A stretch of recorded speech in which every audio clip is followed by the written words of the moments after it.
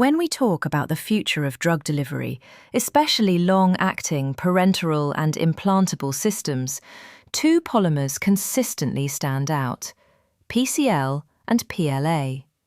These biodegradable excipients have quietly shaped modern controlled-release technologies, from orthopedic implants to contraceptive devices. In this session, we'll explore not just what these polymers are, but why they matter, how they behave, and what you should look for when sourcing them from suppliers. Let's begin our journey into the world of polymer science and high-performance drug delivery. Before getting into suppliers and specifications, it's important to understand why PCL and PLA are so widely used. These two polymers are biodegradable, biocompatible, and give formulation scientists something extremely valuable: control. PCL is amorphous and hydrophobic. It degrades slowly over several months to years, making it ideal for implants that must last long and release drugs steadily. PLA, on the other hand, is crystalline and thermoplastic. It breaks down faster, making it suitable for formulations that need release over weeks. Together, they offer a spectrum of release timelines, simply by adjusting polymer type, molecular weight, or end capping. That's the power of polymer engineering. One of the key insights in controlled release design is this: by tuning polymer type, molecular weight, and end capping, you can precisely control drug release kinetics and overall stability.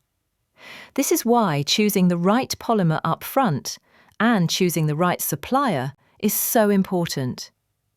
A small difference in molecular weight or end group chemistry can dramatically shift release behavior.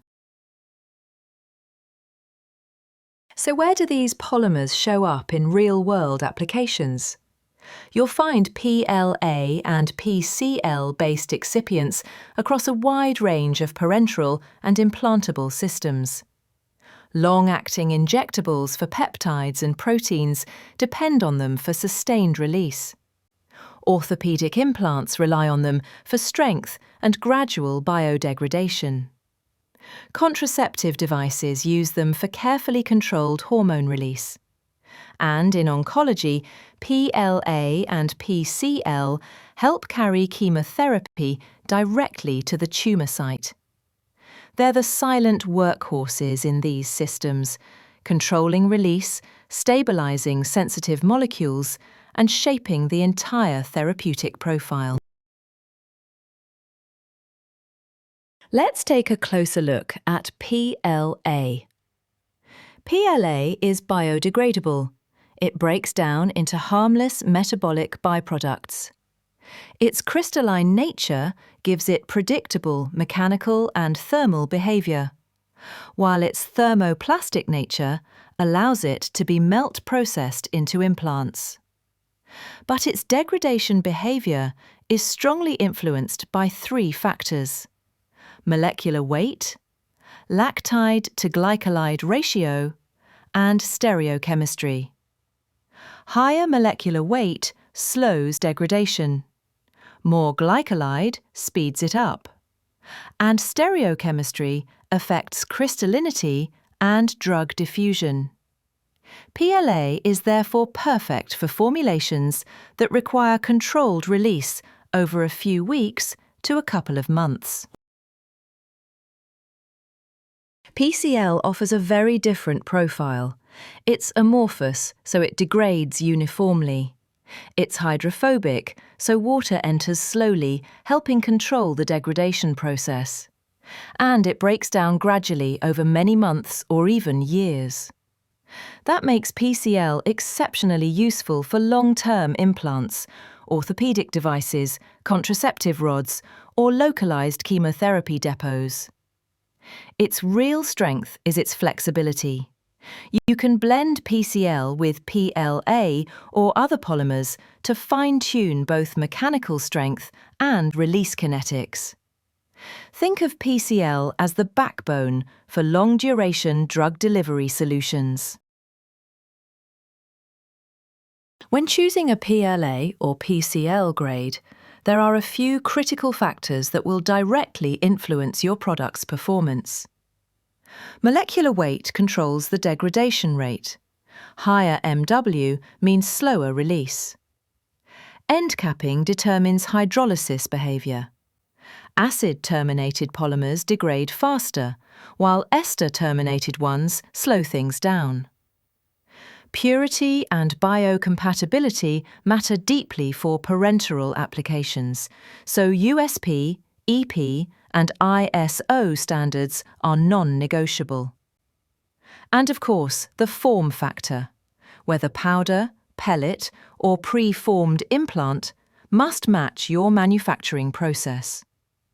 These factors define your product's stability and regulatory success. Now let's talk about suppliers. Not all polymer suppliers operate at the same level.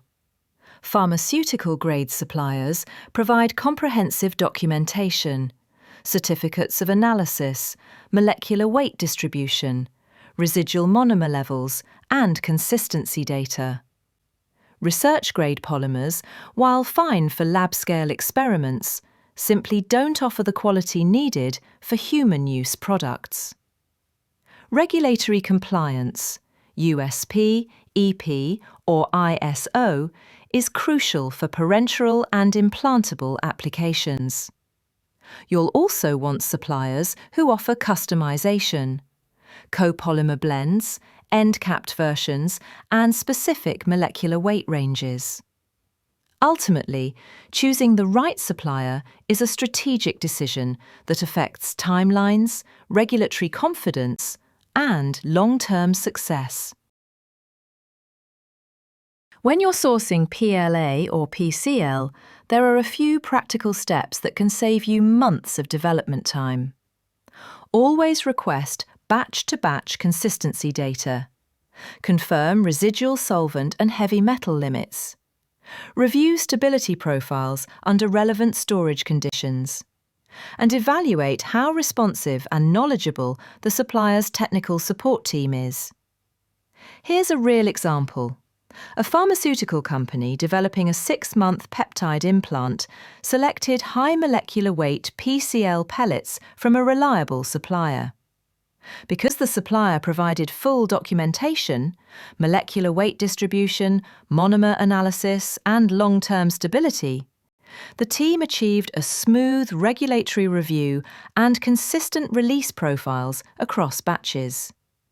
That's the power of partnering with the right supplier. Let's wrap up. PLA and PCL are essential excipients for parenteral and implantable drug delivery, offering powerful control over degradation and release kinetics. Selecting the right polymer means understanding molecular weight, end groups, and degradation behavior. Selecting the right supplier means ensuring regulatory compliance, documentation quality, and batch consistency. In the end, success in drug delivery isn't just about choosing a polymer. It's about choosing the right polymer from the right partner. Thank you for joining me in this detailed look at PLA and PCL excipients and the supplier landscape that supports them.